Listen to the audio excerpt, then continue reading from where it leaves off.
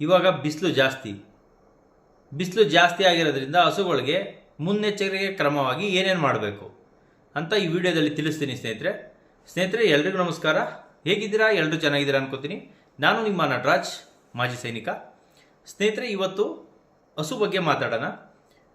ಈಗ ಬಿಸಿಲು ಸಿಕ್ಕಾಪಟ್ಟೆ ಜಾಸ್ತಿ ಆಗಿರೋದ್ರಿಂದ ಕೆಲವೊಂದು ಸತಿ ಹಸುಗಳಲ್ಲಿ ಫ್ಯಾಟ್ ಬರಲ್ಲ ಮತ್ತು SNF ಬರಲ್ಲ. ಜೊತೆಗೆ ಹಸುಗಳು ಆಟೋಮೆಟಿಕ್ಕಾಗಿ ಉಸಿರು ಕಟ್ಟಿ ಸತ್ತೋಗ್ತವೆ.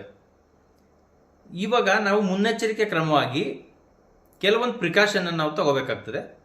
ಸಾಧಾರಣವಾಗಿ ಹಳ್ಳಿ ಕಡೆ ನಾವು, ಅಥವಾ ಹಳ್ಳಿ ಕಡೆ ಆಗಿರ್ಬೋದು, ಒಂದು ಫಾರ್ಮ್ ಆಗಿರ್ಬೋದು, ಮೊದಲನೇದಾಗಿ ನೀವು ಒಂದು ಕೊಟ್ಟಿಗೆ ಅಂತ ಏನಿರುತ್ತೆ ಅಲ್ಲಿ ನೀವು ಫ್ಯಾನ್ ಹಾಕಬೇಕು. ಎಲ್ಲ ಕೊಟ್ಟಿಗೆಗಳಿಗೂ ಫ್ಯಾನ್ ಭಾಳ ಅವಶ್ಯಕತೆ ಇದೆ. ಇನ್ನೊಂದು, ಯಾರ್ಯಾರು ಶೀಟಲ್ಲಿ ಮಾಡಿರ್ತೀರ, ಶೀಟ್ ಇರ್ತದೆ, ತಗಡು ಶೀಟ್ ಇರುತ್ತೆ, ಸಿಮೆಂಟ್ ಶೀಟ್ ಇರ್ತದೆ. ಆ ಶೀಟ್ ಮೇಕೆ ತೆಂಗಿನ ಗರಿಗಳೇನು ಬರುತ್ತೆ, ಮಟ್ಟೆ ಅಂತ ಏನು ಹೇಳ್ತೀವಿ, ಮಟ್ಟೆಯಲ್ಲಿ ಕತ್ತರಿಸಿದಾಗ ತೆಂಗಿನ ಗರಿ ಬರುತ್ತೆ. ಆ ಗರಿನ ನೀವು ಸಿಂಪಲ್ ಆಗಿ ಒಂದು ಲೇಯರು ಈ ಬೇಸಿಗೆ ಕಳೆಯ ಗಂಟ ಮೇಲೆ ಎಸ್ದುಬಿಡಿ ಸ್ನೇಹಿತರೆ. ಮತ್ತಿನ್ನೊಂದೇನಪ್ಪ ಅಂತಂದರೆ, ಹಸುಗಳಿಗೆ ಮಧ್ಯಾಹ್ನದ ಹೊತ್ತು 12 ಗಂಟೆ ಮೇಲೆ ಸಿಕ್ಕಾಪಟ್ಟೆ ಬಿಸಿಲಿರೋದ್ರಿಂದ ಆ ಕಾವು ಹಸು ಮೇಲೆ ಡೈರೆಕ್ಟಾಗಿ ಬೀಳುತ್ತೆ. ಅದರಿಂದ ನೀವು ಹಸು ಮೇಲೆ ಸ್ವಲ್ಪ ನೀರನ್ನ ಸ್ಪ್ರೇ ಮಾಡಿ, ನೀರ ಹಿಡಿಬೇಕಾಗ್ತದೆ. ಹಸುಗಳು ತಂಪಾಗಿರಬೇಕು. ಮಧ್ಯಾಹ್ನ ಟೈಮಲ್ಲಿ ನಿಮ್ಗೇನಾದರೂ ಅವಕಾಶ ಆದರೆ ಗೋಣಿ ಚೀಲಗಳು ಅಂತ ಬರ್ತದೆ. ಆ ಗೋಣಿ ಚೀಲನ ನೀರಲ್ಲಿ ಹದ್ಬಿಟ್ಟು ಒಂದು ಸ್ವಲ್ಪ ದನದ ಮೈ ಮೇಲೆ ನೀವು ಒಂದು 5-10 ಮಿನಿಟ್ಸು ಹಾಕ್ಬೋದು, 5-10 ನಿಮಿಷ.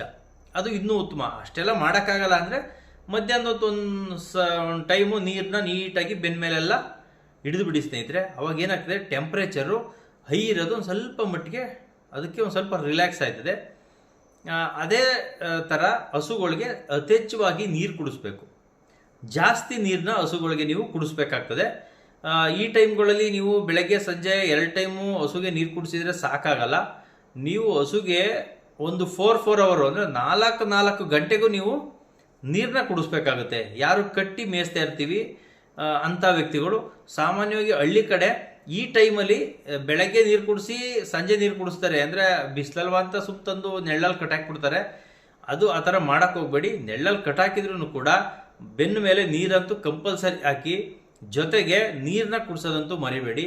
ಈ ಟೈಮು ತುಂಬ ನೀರು ಕುಡಿಬೇಕು ಹಸುಗಳು. ಈ ಒಂದು ಪ್ರಿಕಾಷನ್ನ ನೀವು ತಗೊಂಡ್ರೆ, ಈ ವಿಡಿಯೋ ನಿಮಗೆ ಇಷ್ಟ ಆದರೆ ಮಾತ್ರ ಸಬ್ಸ್ಕ್ರೈಬ್ ಮಾಡಿ.